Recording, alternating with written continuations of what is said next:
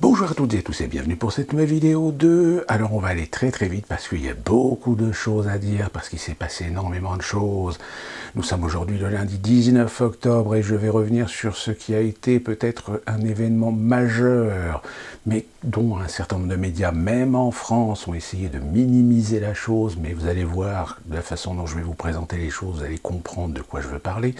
Mais avant toute chose, je vais revenir évidemment sur ce drame qui a encore suscité beaucoup de commentaires, de bon nombre de gens, qui est évidemment le drame qui concerne cet enseignant d'histoire de ce lycée de Conflans-Sainte-Honorine, Samuel Paty. Rappel des faits, ce monsieur enseignant l'histoire, dans son programme, il est prévu d'aborder, dans le cadre imposé par, je dirais, l'éducation nationale, des cours sur la laïcité, sur la liberté d'expression. Et dans ce cadre-là, apparemment, ce monsieur, cet enseignant, a voulu faire une sorte de présentation sur la liberté d'expression, et plus particulièrement sur ce qui fait polémique, et de ce fait a voulu évidemment introniser son cours sur les caricatures de Mahomet. Mais de certaines affirmations, de certains élèves présents dans la classe, il semblerait que le professeur ait quand même pris la précaution de prévenir les élèves de confession musulmane que s'ils le souhaitaient, ils pouvaient très bien être ne pas être soumis à ce cours, il pouvait très bien quitter le cours s'il le souhaitait, du fait qu'il va présenter des images qui vont forcément ne pas plaire à ses élèves. Mais malheureusement, les élèves sont restés, la suite on la connaît, ça a fait scandale, vous avez des parents d'élèves qui ont voulu voir avec le chef d'établissement pour dénoncer cette pratique, le chef d'établissement en a fait référence apparemment à sa hiérarchie. Là, apparemment, l'académie était bien au courant, puisqu'il était peut-être sur le point d'être présenté à ce monsieur Paty, une sanction, soit un avertissement, un truc comme ça. Sauf que l'éducation nationale a été rattrapée par les événements, et ce monsieur Samuel Paty tout simplement a été décapité par un Tchétchène de 18 ans. Donc de fil en aiguille, s'est octroyé ce droit au nom de sa religion de punir le mécréant qui a osé présenter lors d'un cours d'histoire sur la liberté d'expression, sur la laïcité, des caricatures de Mahomet. Alors ça pose évidemment pas mal de problèmes, sauf qu'un certain nombre de problèmes sont complètement occultés par évidemment tout l'aspect émotionnel, tout l'aspect de ce problème qui, encore une fois de plus, se rajoute de réputation sur la communauté musulmane, sur le fait que au sein de sa communauté, vous avez des individus qui ne sont pas responsables de la folie, du fanatisme d'un certain nombre d'entre eux. Il n'empêche que là aujourd'hui, encore une fois de plus, les Français se posent des questions. Ils se disent mais va-t-on continuer à voir des Français, des gens se faire trucider, massacrer au nom d'un dieu, au nom d'un prophète. Il y a un moment donné où là c'est la responsabilité de l'État de transiger, de prendre des décisions.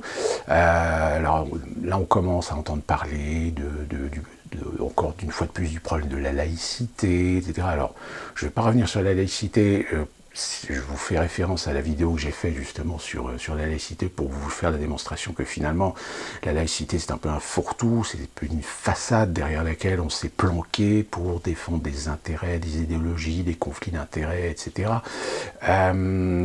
Aujourd'hui on met le doigt aussi sur les réseaux sociaux, alors c'est une façon de détourner un petit peu le débat sur le fait que sur les réseaux sociaux, les gens qui sont derrière les écrans, c'est peut-être eux les problèmes et pas les réseaux sociaux, mais non, on essaie justement de transvaser un petit peu la responsabilité sur les réseaux sociaux. Vous rendez-vous compte, c'est les réseaux sociaux qui ont la responsabilité de laisser diffuser des paroles.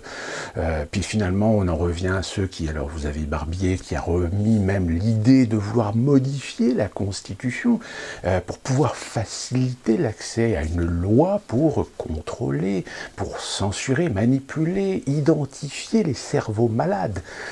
Puisque là, encore une fois de plus, façon se sert d'un drame qui touche un problème de fanatisme, un problème de radicalisation dans l'islam, pour obtenir le consentement du peuple par rapport à une loi liberticide sur le contrôle des réseaux sociaux. Et un contrôle des réseaux sociaux qui évidemment ne se limitera pas uniquement que des propos islamiques radicaux, dont à la limite ces gens-là s'en foutent. Ce qu'ils veulent, c'est avoir l'outil pour maîtriser la parole, pour maîtriser la liberté d'expression, la liberté d'opinion.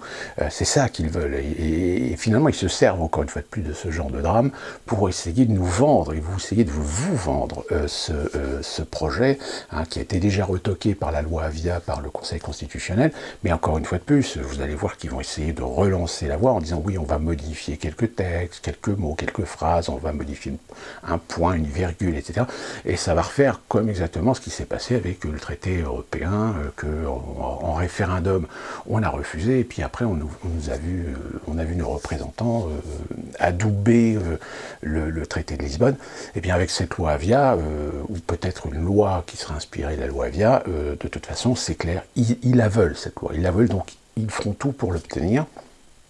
Donc, on revient toujours au même problème, et alors là, on est dans l'indignation, etc., mais vous verrez, dans quelques jours, là, vous avez Darmanin qui a décidé de renvoyer 231 radicaux musulmans.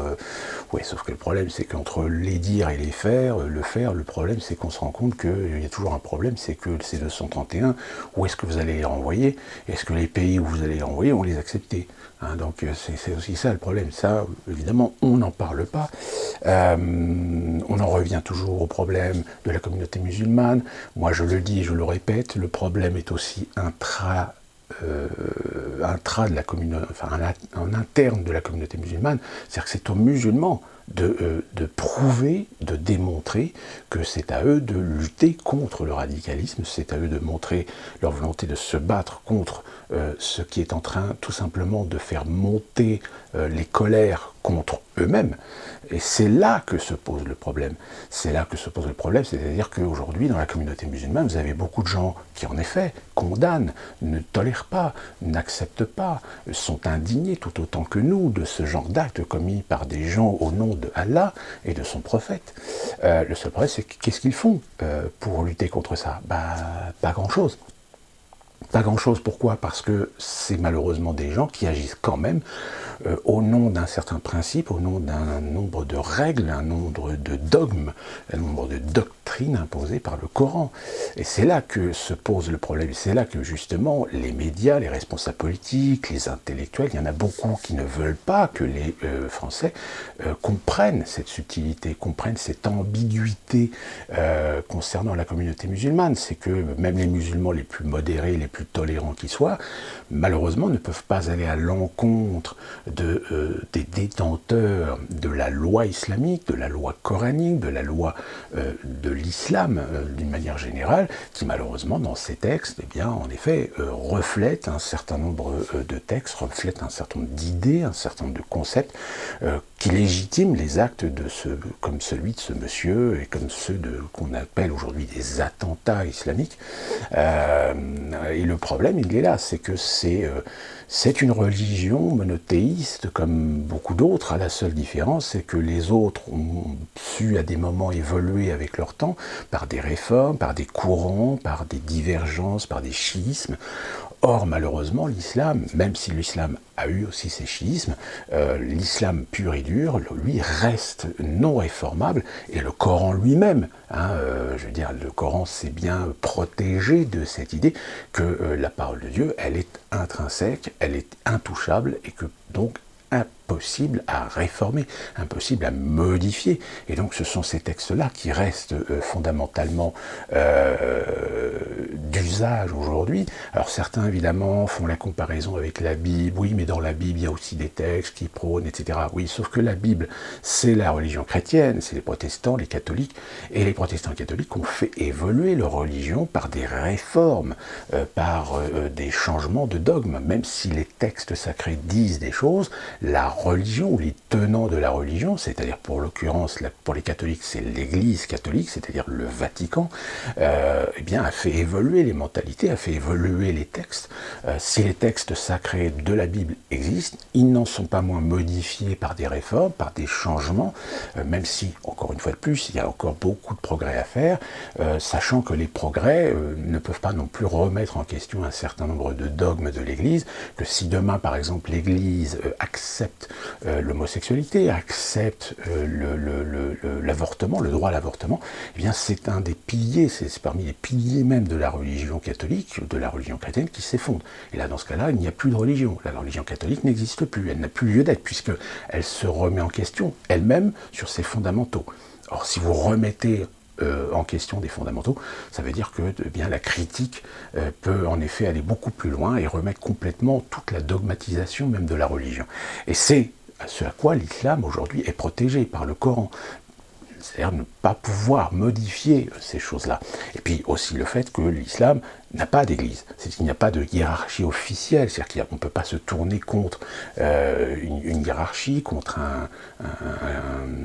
ce qu'on peut appeler un calife ou un moufti ou un imam suprême de la religion islamique. Ça n'existe pas. Vous avez des courants ou des écoles coraniques, vous avez des écoles théologiques, comme vous en avez aussi chez les catholiques, chez les chrétiens en général, mais il n'y a pas d'autorité absolue. Vous avez certaines écoles, ce qu'on appelle écoles entre guillemets, comme vous avez en Égypte par exemple, comme vous avez évidemment en Arabie Saoudite, où vous avez les tenants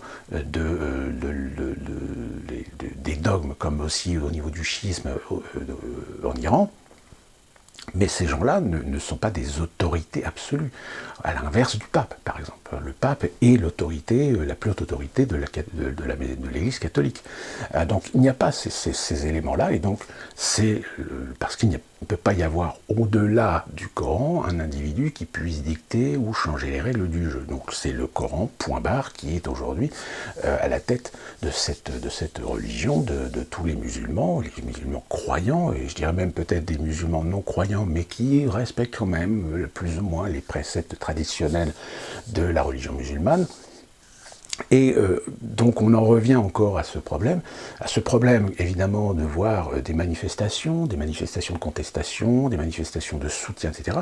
Alors ce qui est assez amusant, c'est que quand on voit la manifestation à Paris, il faut savoir que la manifestation de Paris a été maîtrisée, a été contrôlée par un certain nombre d'officines, dont SOS Racisme, le CCIF, d'autres syndicats politisés évidemment de l'enseignement. On a même les Traoré qui étaient présents, qui nous ont fait un jeu de mots que je trouve très opportuniste et très malvenu, on va dire. Donc c'est une manifestation en réalité qui était organisée pour essayer de... Vous savez, c'est un peu comme les soupapes de sécurité. C'est-à-dire que vous ouvrez un petit peu la soupape pour laisser échapper la pression, mais ça, c'est comme les cocottes minutes. C'est-à-dire vous gardez quand même la pression, vous gardez quand même la vapeur, vous la contenez de telle manière à ce qu'elle n'explose pas. Et bien cette manifestation à Paris, c'est exactement ce qui s'est passé, c'est que c'était resté sous contrôle d'officines.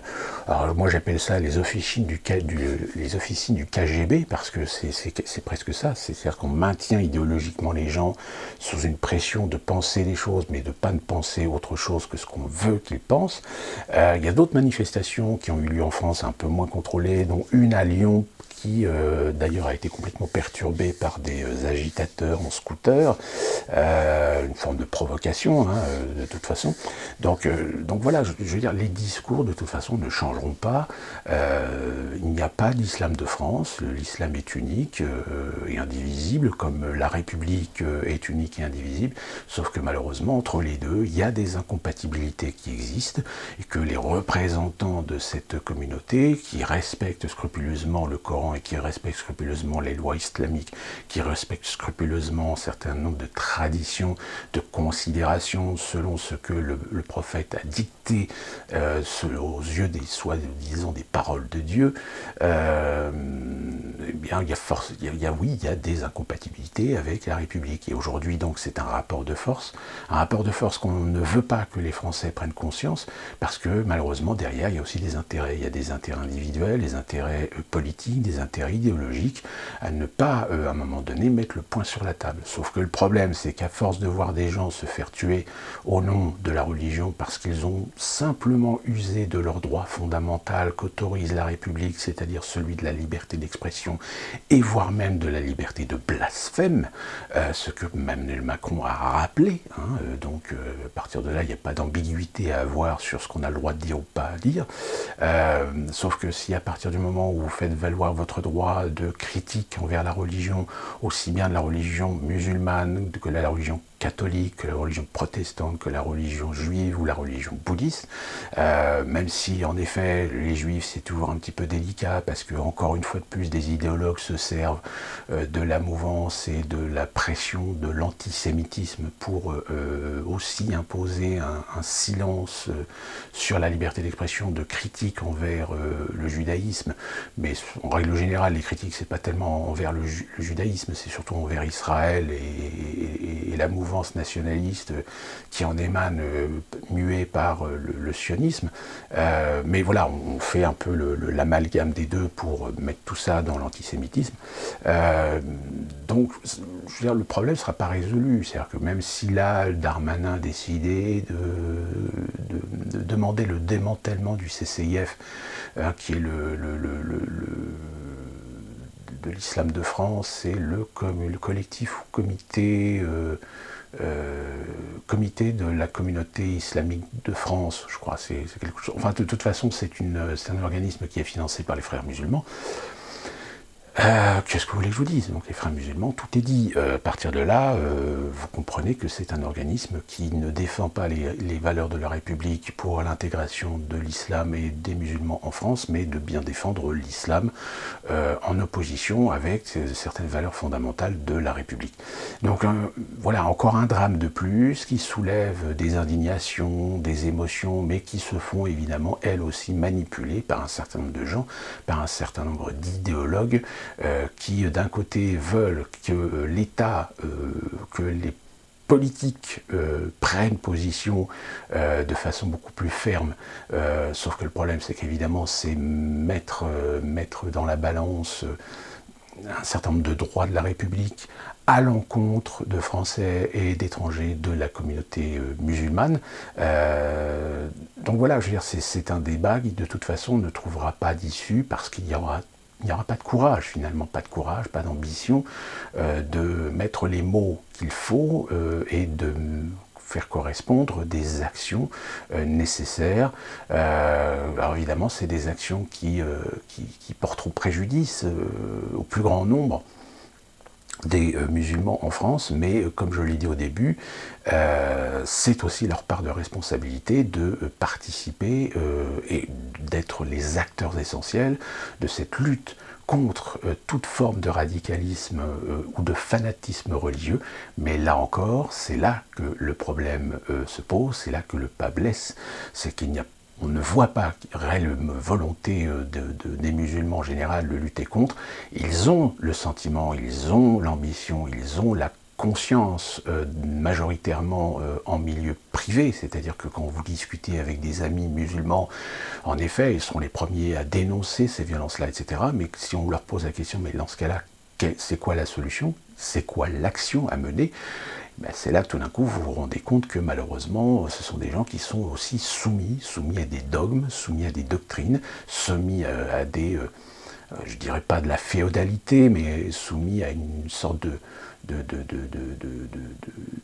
hiérarchie, enfin pas de hiérarchie, mais de tenants en fait de la religion musulmane, de tenants de la communauté musulmane, qui évidemment eux sont de toute façon, quelles que soient leurs opinions, quelles que soient leurs orientations, complètement bloqués par les dogmes et les doctrines de la religion, et de ce fait, il y a un moment donné où la République va devoir prendre des décisions, va devoir assumer sa responsabilité pour ne pas finir en guerre civile, tout simplement, parce que je pense que les Français, il y a un moment donné, ne continueront pas à se laisser faire, ne continueront pas à voir des gens commettre des actes délictueux, des actes criminels, des actes même de délinquance. Alors, à tort ou à raison, parce que c'est vrai qu'il y en a beaucoup, il y a beaucoup de délinquants, beaucoup de racailles qui se prétendent musulmans, qui crient des Allahu Akbar, alors qu'en réalité, ils n'ont jamais ouvert une page de Coran. Mais voilà, ça fait partie aussi intrinsèque des problèmes de cette communauté aujourd'hui, qui aujourd'hui devrait se pencher plus sérieusement à leur image et à leur réputation, parce qu'elle commence évidemment, c'est qu'elle continue à se dégrader considérablement en France. Deuxième sujet pour cette vidéo, alors là, attention, je vais réclamer votre attention, parce que peut-être que vous avez entendu, je vous rappelle, aujourd'hui nous sommes le lundi 19 octobre, et la semaine dernière, il s'est passé un événement et non négligeable pendant cette fameuse campagne des présidentielles américaines. Qu'est-ce qui s'est passé la semaine dernière? La semaine dernière, il s'est trouvé qu'il y a une information qui, par deux organismes de presse américains, a relancé un petit peu la polémique sur une histoire dont on avait déjà entendu parler en 2016, c'est-à-dire un certain nombre de liens ou d'influences dont a pratiqué Joe Biden par l'intermédiaire, on va dire, de son fils Hunter Biden. Et d'ailleurs, c'est Hunter Biden en lui-même qui est concerné. Alors je vous résume rapidement les faits. En 2016, donc on est en pleine campagne présidentielle contre Hillary Clinton, contre Donald Trump, et une information tombe pour discréditer évidemment l'intégrité des démocrates, c'est que Joe Biden aurait joué de ses influences en tant que vice-président pour interférer dans une affaire ukrainienne. Cette affaire ukrainienne, c'est celle de la société Burisma, qui est une société ukrainienne d'énergie qui traite essentiellement du gaz et de l'énergie en général, et qui en fait se trouve être une société dans laquelle il y a un conseil d'administration, et dans ce conseil d'administration, il y a son fils, Hunter Biden. Et à l'époque, il se trouve que nous sommes dans la période post-révolution, Biden et compagnie, et comme en général il se produit des influences occidentales dans ce genre de pays ou dans ce genre d'événements, il y a des intérêts privés américains qui viennent s'intégrer dans le paysage économique du pays en question. Alors en Ukraine, il y a un certain nombre d'acteurs occidentaux, plus particulièrement des grosses sociétés, un certain nombre de milliardaires qui évidemment ont investi ou ont pris parfois même possession d'un certain nombre d'organes économiques ou acteurs économiques d'Ukraine, et ce fut le cas d'ailleurs pour cette société énergétique, où vous avez un certain nombre d'acteurs qui sont rentrés au conseil d'administration, et dont Hunter Biden, sauf que cette société, Burisma, a des gestions un petit peu obscures et a incité un procureur ukrainien à s'intéresser à la chose. Et donc en 2016, on a entendu parler que Biden, par l'intermédiaire de son fils,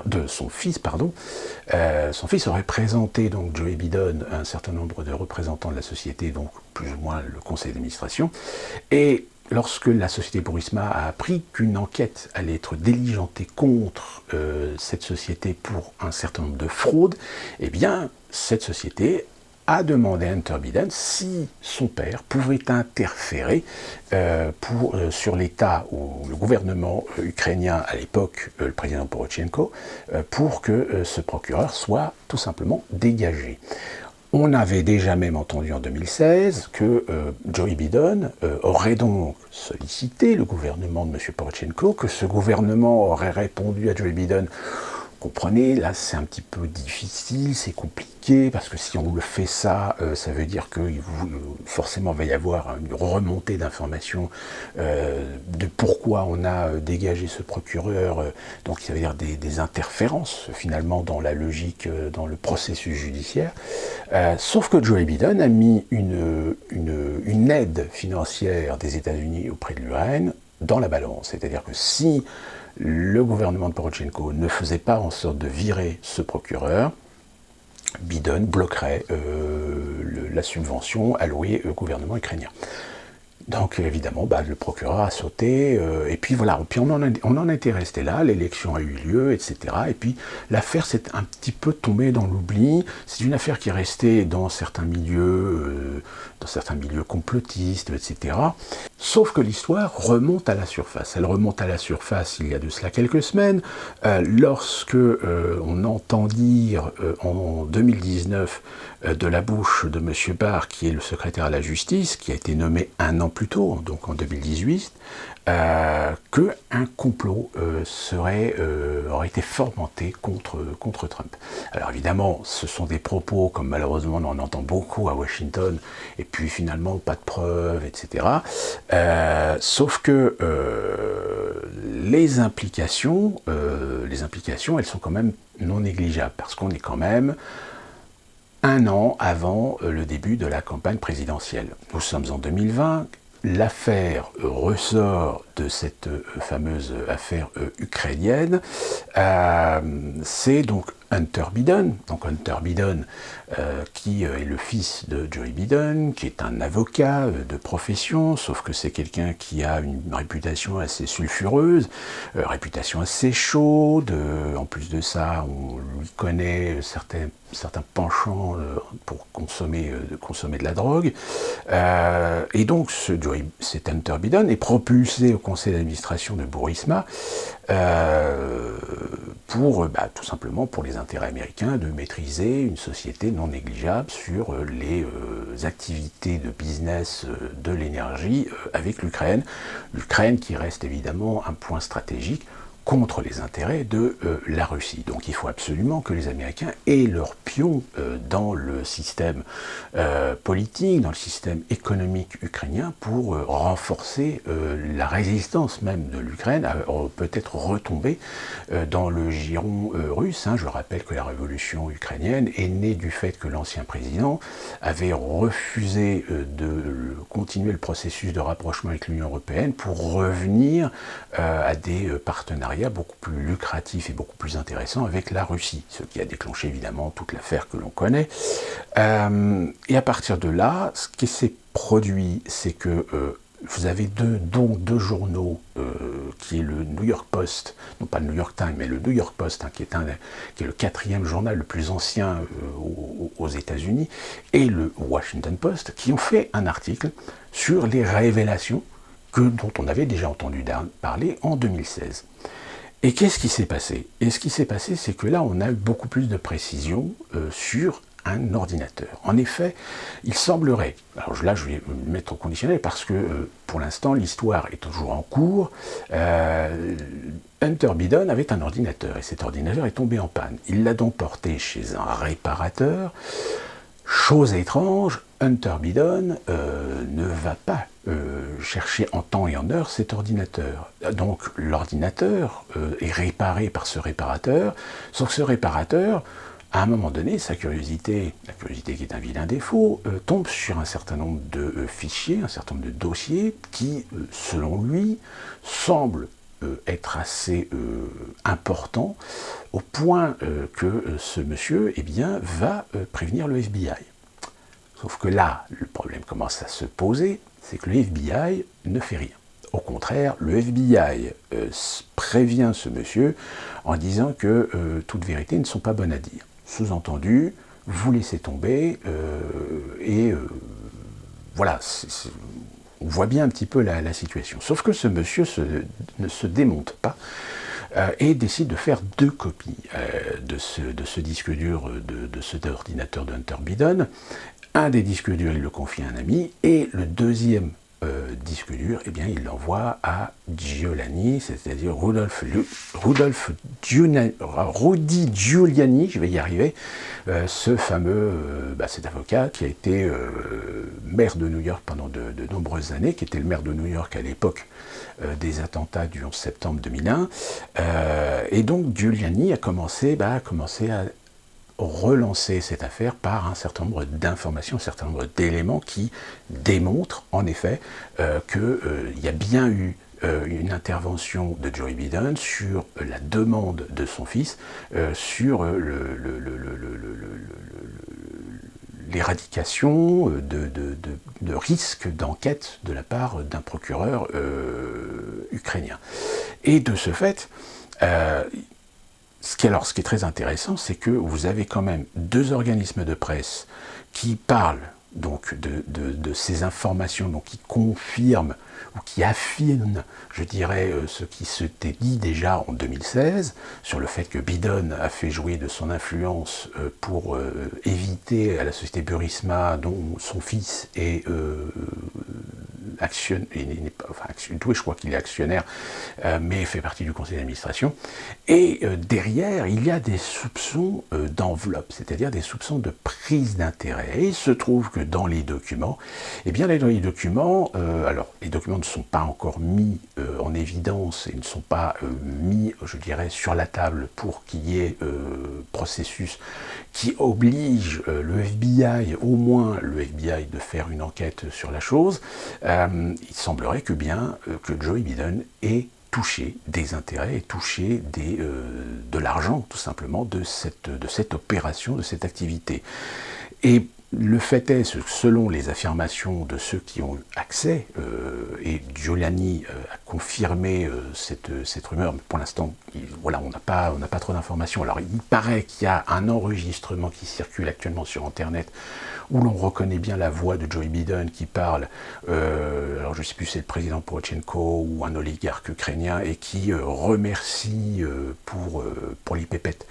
Et le fait que Hunter Biden aurait, dans une sorte de document, dans un peu une journal intime, on va dire, dans cet ordinateur, aurait expliqué très clairement qu'en réalité, son père lui a réclamé 50% des gains que son fils tirait des opérations de Burisma. Donc vous imaginez bien que là, ça jette potentiellement un gros discrédit sur Joe Biden, que ça nécessiterait une enquête d'ailleurs pour l'instant qu'on attend. Sauf qu'on est quand même dans une situation et dans un contexte assez particulier qui fait que cette affaire prend une envergure non négligeable.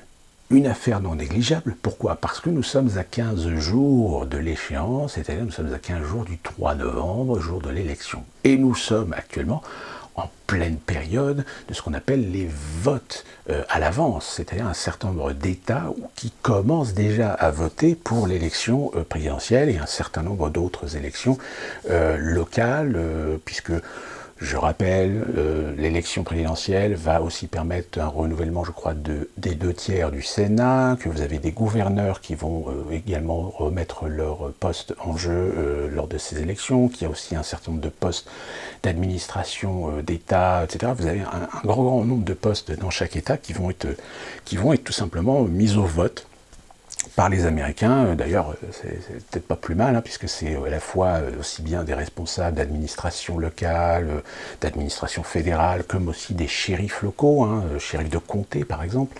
C'est-à-dire que ce sont les Américains qui élisent leurs représentants officiels de la direction des sécurités à l'échelle du comté ou à l'échelle de l'État. Et donc on est dans une période qui n'est pas n'importe quelle période. Donc évidemment, quand ce genre d'informations tombe dans les médias, vous pensez bien que tous les pro-Trump vont retweeter, redivulguer, rediffuser ces articles sur tous les réseaux sociaux. Sauf que, et c'est là que je vous dis que la chose est historique, même si beaucoup de médias aux États-Unis ont essayé de minimiser la chose, et surtout en plus en France, quand je vois ce qui a été dit en France, c'est quand même faramineux que des journalistes n'aient pas relevé ce phénomène dans son envergure. C'est qu'à partir du jeudi, c'est-à-dire jeudi dernier, Facebook a commencé à censurer toutes les personnes qui relayaient ces articles. Twitter a enchaîné en supprimant les tweets, voire même bloquer un certain nombre de comptes. Vous vous souvenez, la semaine dernière, je vous ai parlé dans une vidéo d'une razzia sur un certain nombre de comptes, même sur YouTube, puisque, comme je vous l'ai dit, ce Québécois de Radio-Canada, de Radio-Québec, pardon, sa chaîne a sauté, la chaîne des décodeurs a sauté, vous avez une multitude d'autres sites anglo-saxons qui ont également sauté sur YouTube, sauf que toute cette censure, eh bien, c'est une censure massive qui est arrivée en l'espace de 24 à 48 heures, aussi bien sur Facebook, Twitter que YouTube. Et une grande majorité, 90% de cette censure est tombée sur les relais de cet article du New York Post et du Washington Post. C'est-à-dire que là, vous avez des réseaux sociaux qui, tout simplement, parce que des articles étaient en train d'être redispatchés par un certain nombre de gens sur Internet, sur le fait qu'aujourd'hui on relance l'affaire de l'influence de Joe Biden, mais peut-être aussi d'une prise d'intérêt illégale, donc une fraude touchant le candidat démocrate, eh bien la censure est tombée. Elle est tombée de la part de réseaux sociaux qui ont clairement fait le choix d'empêcher cette information, d'empêcher des gens non seulement de divulguer, mais également d'avoir accès à cette information. Ça a fait évidemment l'effet d'une bombe dans les milieux concernés, dans les milieux qui s'informent sur l'actualité nord-américaine, sur l'actualité de la campagne présidentielle. Tout de suite, sur les réseaux sociaux, beaucoup de gens se sont offusqués. Même des gens relativement anti-Trump ont admis que là, ça allait beaucoup trop loin. C'est-à-dire que provoquer une telle censure sur une telle information, là, on n'est plus dans la démocratie, on n'est plus dans la liberté d'expression. On est littéralement dans quelque chose de très orwellien, finalement, c'est-à-dire empêcher l'information, empêcher l'individu de se faire une opinion sur un événement. Ça a tellement pris une ampleur dans les réseaux sociaux que même Twitter, à partir de samedi, Twitter a décidé de laisser désormais l'article du New York Post circuler sur sa plateforme, parce que la veille, qu'est-ce qui s'est passé? Comme je vous l'ai expliqué dans une autre vidéo où Twitter s'était fait attaquer suite, pareil, à une censure qu'ils avaient pratiquée sur une information, eh bien Twitter a été une nouvelle fois attaqué. Alors pour eux, la version officielle, c'est une panne du système, il y a un gros bug international, sauf que le gros bug est étrange qu'il soit produit essentiellement à partir de l'Europe et qui s'est étendu jusqu'aux États-Unis. Donc officiellement, c'est un bug, c'était un problème technique, et puis voilà, puis on n'en parle plus. Alors qu'en réalité, non, il s'agit bien d'une attaque, c'est bien une attaque qui a été fomentée contre Twitter en punition justement de cette censure qui a été faite suite à cet article. Le problème, c'est que si aujourd'hui, ou tout le moins la semaine dernière, on a vu jusqu'où aujourd'hui les démocrates, parce que ça c'est clair, je veux dire, les réseaux sociaux aujourd'hui sont pro-démocrates, sont pro-Biden, et donc ils ont voulu protéger un candidat qui, de toute façon, même au sein même de l'électorat démocrate, n'est pas du tout aimé. Donc malgré ce que les sondages ont l'air de présenter, que Biden serait à 52, 54, 57% de chances de l'emporter. Les sondages sont ce qu'ils sont, puisque on se souvient, en 2016, c'est exactement le même scénario. C'est tous les sondages mettaient Hillary Clinton en tête, sauf que finalement, au final, c'est Donald Trump qui l'a emporté.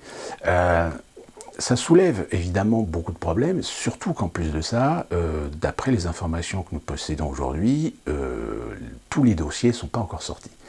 C'est-à-dire qu'il y a encore du croustillant qui apparemment est sous les placards. Et ce qui est très intéressant à voir, c'est que avec ce genre d'informations, on est étonné que finalement Donald Trump ne fasse pas le bénéfice pour sa campagne, pour sa réélection, c'est-à-dire vraiment tout balancer. Car en effet, au sous-entendu du secrétaire de la Justice, M. Barr, le dossier est bien plus complet qu'il n'en a l'air. Mais ils ne veulent pas sortir le dossier pendant la campagne présidentielle. Allez savoir pourquoi. Est-ce que c'est une stratégie ou est-ce que c'est une idée de dire bon allez, on va pas foutre la merde, ou pas foutre trop la merde sur la campagne pour se garder le meilleur pour la fin. Le fait est, c'est qu'aujourd'hui, dans certains milieux, et surtout chez les QAnon, le fameux QAnon, il y a aujourd'hui une conviction que si Donald Trump est réélu, eh bien Donald Trump, dès le mois de janvier, va balancer la sauce. Et cette sauce, elle risque d'être énorme, c'est-à-dire que là, jusqu'à présent, si certains parlaient d'un Obamagate, eh bien l'Obamagate, là, il pourrait très bien être une réalité, on va dire, parce que ce que l'on sous-entend aujourd'hui dans certains réseaux et même chez les QAnon, c'est que Donald Trump posséderait certainement aujourd'hui un dossier suffisamment costaud pour mettre des implications et peut-être même devant la justice des gens comme Obama, comme Hillary Clinton ou Dunham, c'est Dunham, je crois. Donc un certain nombre de personnalités qui eh bien, vont devoir répondre devant la justice de tous ces faits. Alors évidemment, pour essayer de contrecarrer ce phénomène, vous avez un représentant démocrate qui a prétendu que toute cette affaire de Joe Biden, d'Hunter Biden, etc. avec l'Ukraine, c'est faux, que c'est un coup monté par les Russes. Et oui, ça y est, on y revient. Cette affaire des Russes, de l'interventionnisme russe, que pendant 4 ans, les démocrates, avec des commissions sénatoriales, commissions des chambres des représentants, par des enquêtes du FBI, de la CIA, etc., personne n'a su démontrer ou prouver qu'il y avait eu une collusion, une influence dans la campagne présidentielle de 2016. Mais voilà, on ne lâche pas l'affaire, hein, on ne lâche pas l'idée que la Russie est forcément derrière tout le mal qui tombe sur la démocratie américaine, sauf que le directeur du renseignement, John Radcliffe, a complètement nié cette hypothèse et a même renforcé l'idée que cette influence russe qui pourrait exister derrière l'affaire Hunter Biden, c'est sans fondement, ça n'a aucun intérêt. Le fait est, c'est qu'il y a évidemment encore beaucoup de choses qui risquent de ressortir. Une des choses qui pourrait ressortir, c'est les liens qu'il y avait entre Hunter Biden et un certain nombre de gens liés à des affaires pédophiles. Apparemment, on trouverait aussi des liens avec la fameuse affaire du Pizzagate, hein, je ne vais pas revenir dessus. Donc, en gros, qu'est-ce qu'on peut dire sur cette affaire ? C'est que c'est du grand déballage, finalement. C'est un grand déballage et on n'a peut-être pas fini d'en entendre parler. Le fait est, c'est que aujourd'hui, si les réseaux sociaux, finalement, ont fait de la censure, mais de façon massive, a été évidemment de façon très maladroite, mais c'était un petit peu pour répondre à tous les reproches que Facebook, Twitter, Instagram, YouTube avaient reçus en 2016. Je rappelle, en 2016, beaucoup de gens sont convaincus que si Donald Trump a été réélu, c'est en partie à cause des réseaux sociaux. Donc là, cette année, la pression des influences politiques progressistes des démocrates s'est jouée sur les réseaux sociaux pour dire attention, là cette fois-ci, faites en sorte qu'il n'y ait pas de nouveau ce problème. Sauf que là, ça a été géré encore une fois de plus à la culture très américaine, c'est-à-dire pas en cherchant le juste milieu, c'est vraiment dans les excès. C'est-à-dire que s'il y a eu l'excès en 2016 de laisser les gens s'exprimer, échanger, etc., eh bien en 2020, aujourd'hui, on constate que c'est tout l'inverse, c'est que là, il y a véritablement une pression de censure, une pression d'interdit de parler de certaines choses, etc. Donc l'affaire Hunter Biden, dont je vous ai donné un peu les principaux éléments, évidemment, pour l'instant, c'est une bataille d'informations qui, pour l'instant, n'ont pas encore été saisies par la justice, même si, je vous le répète, le FBI a été alerté sur la chose, mais semble être bloqué par des résistances internes à ce qu'il n'y ait pas d'enquête sur cette affaire de Joe Biden. On a néanmoins aujourd'hui des acteurs de la vie politique américaine qui se prétendent détenir un certain nombre d'informations qui sont explosives et qu'ils vont lâcher petit à petit durant le temps. Il reste 15 jours avant l'étape finale. Il peut se passer énormément de choses en 15 jours. Il peut y avoir de nouvelles révélations d'ici 15 jours. Et évidemment, là, les réseaux sociaux vont être confrontés devant un gros problème. C'est que s'ils n'ont pas su gérer correctement les choses la semaine dernière et ont malheureusement laissé entrevoir l'influence démocrate sur l'ensemble des réseaux sociaux, ce qui pose un problème évidemment éthique, par rapport à la liberté d'expression et la liberté d'opinion, c'est-à-dire que finalement tous les gens qui sont sur Facebook, Twitter, etc. se sont rendus compte que ces réseaux sociaux utilisent clairement leurs favoris pour influer, pour influencer leurs décisions et leurs choix de modération au sein de leur plateforme, au point de faire de la censure sur des informations qui ne n'auraient pas dû être censurées à l'origine. Tout le monde se planque derrière le fait que oui, mais les réseaux sociaux, c'est des plateformes, donc ils ont droit à la limite de supprimer ou de bloquer ou de supprimer les comptes de qui ils veulent.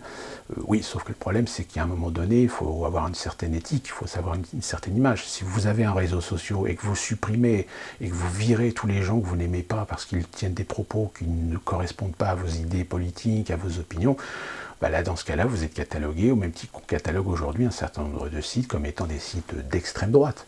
Hein, c'est-à-dire que là, vous êtes des sites de gauche, voilà, qu'on mette bien une étiquette en dessous de Facebook, site de gauche, Twitter, plateforme de réseau social de gauche, hein, qu'on mette bien les choses au clair, puisque je rappelle que Twitter et Facebook aujourd'hui se sont octroyés le droit d'estampiller les comptes de certaines personnes suivant de leurs orientations politiques. Hein, sauf qu'évidemment, on a vu des incohérences, c'est-à-dire qu'on avait plutôt tendance à afficher et à étiqueter les sources idéologiques de droite plutôt que de gauche ou d'extrême gauche. Hein.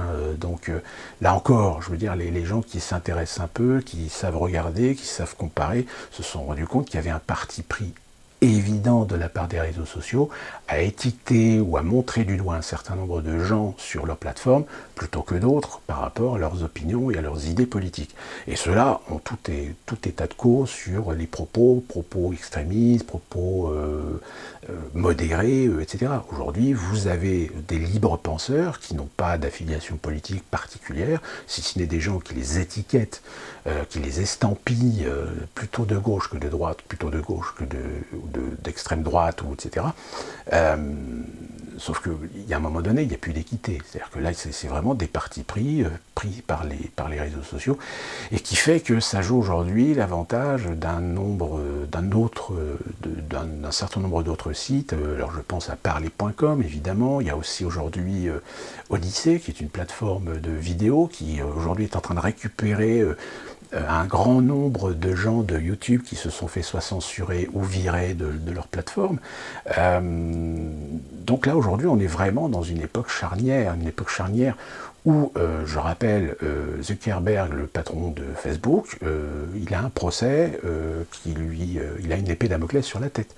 Parce que si jamais Donald Trump est réélu, Zuckerberg, il va passer à la casserole parce que les démocrates lui reprochent d'avoir contribué à la victoire de Donald Trump en 2016, mais vont aussi lui mettre tout sur le dos de la réélection de Donald Trump. Donc Facebook, attention, je pense que là, peut-être que Facebook, il va y avoir des chamboulements, je pense, dans les années à venir.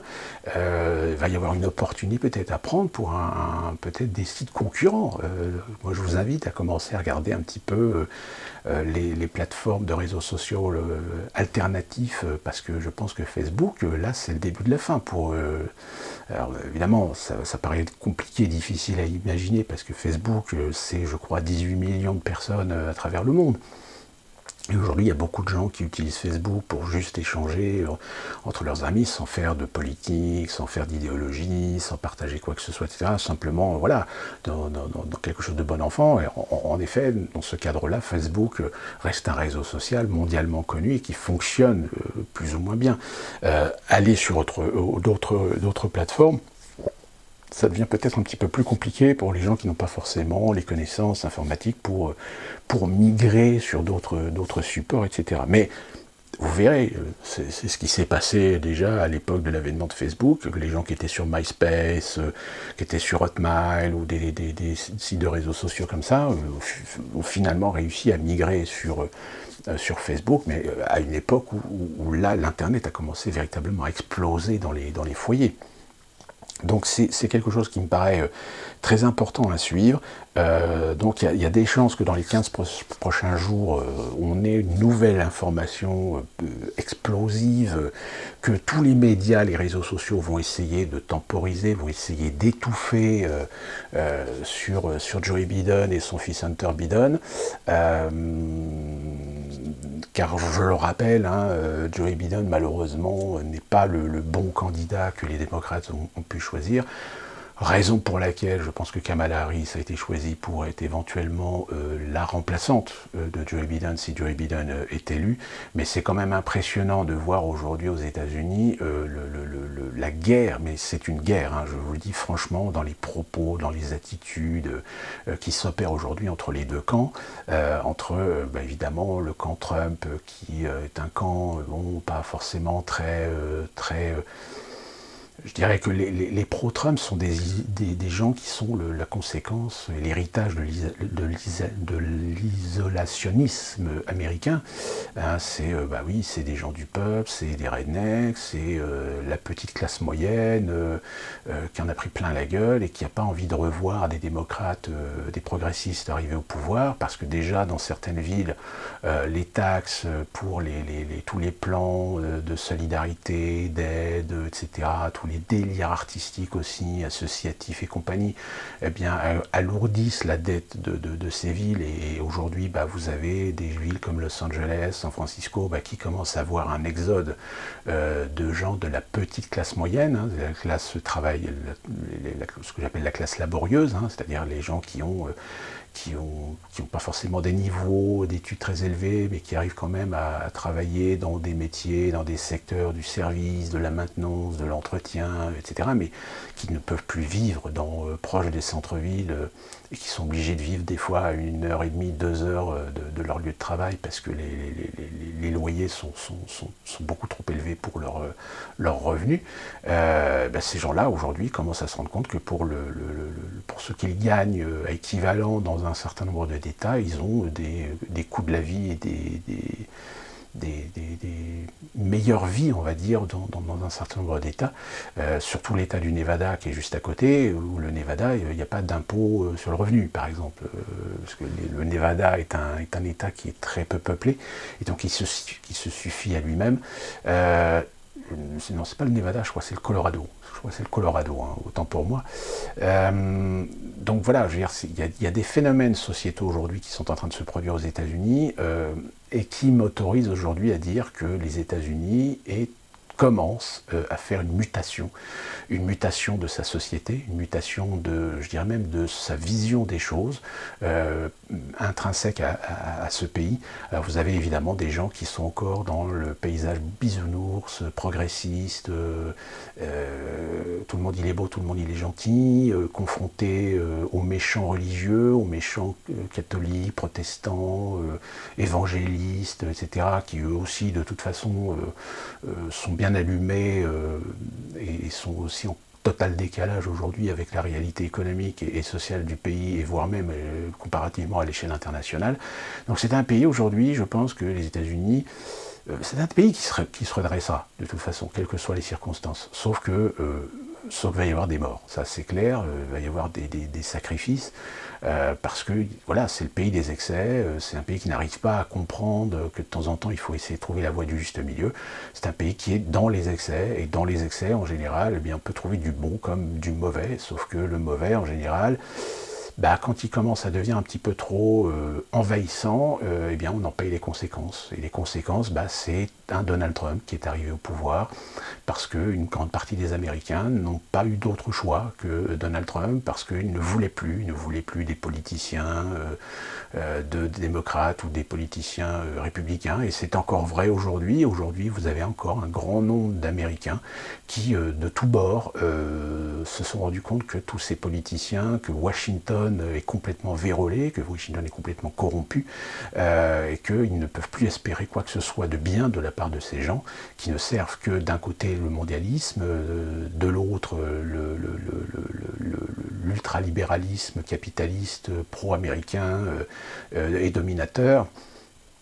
puisque à l'inverse, les mondialistes, à terme, de toute façon, détruiront les États-Unis pour la construction de leur nouvel ordre mondial, même si au sein même des mondialistes, il y en a beaucoup qui espèrent que les États-Unis soient le pays dirigeant du monde.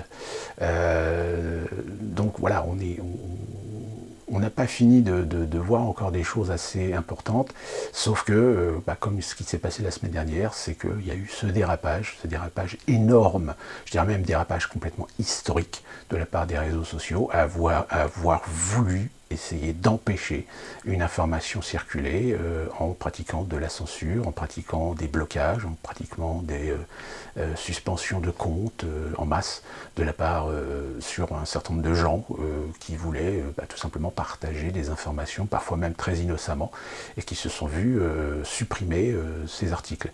Et pour terminer, j'ai moi-même été victime de cette censure, puisque 2 articles justement, dont un qui sur Facebook concernait ce fameux article du New York Post. Alors je n'ai pas été bloqué, je n'ai pas été viré de Facebook, mais mes 2 articles, mes 2 posts ont été supprimés. Mais le pire dans l'histoire, c'est qu'ils m'ont indiqué, c'est-à-dire Facebook m'a indiqué, je vous mets le truc là, je crois, j'ai la capture, je vous la montre ici, donc les 2 posts ont été supprimés, on m'a informé qu'ils étaient supprimés, mais qu'on ne pouvait pas me dire quels étaient ces posts ou leur contenu, parce qu'ils étaient contraires à l'éthique et aux réglementations de Facebook. C'est-à-dire qu'en gros, on te supprime ton truc, mais on ne te dit pas ce que c'est, parce qu'on ne veut pas que tu saches ce que tu as mis. Voilà. Voilà comment fonctionne la censure chez Facebook. C'est assez impressionnant.